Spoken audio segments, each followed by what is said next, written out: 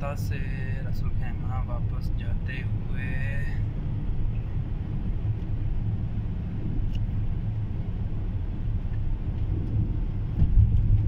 सूखे पहाड़ हैं, बारिश बहुत कम होती है।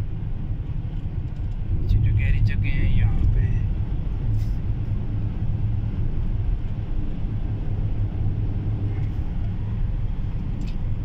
चढ़ाई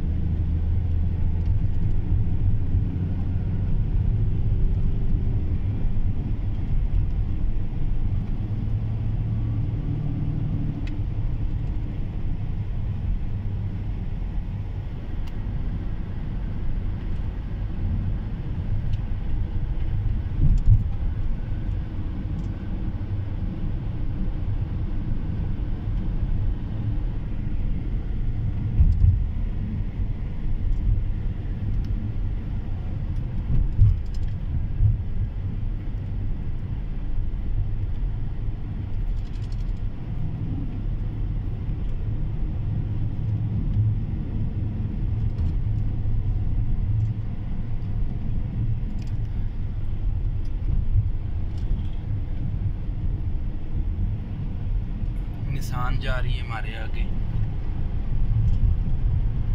बहुत स्पीड में जा रही है। बहुत बड़ी गाड़ी है। वाइट वाला? हाँ, वाइट वाला बड़ी गाड़ी पहाड़ों में भागती है, उसके लिए चढ़ाई लाई कुछ चीज़ें नहीं है।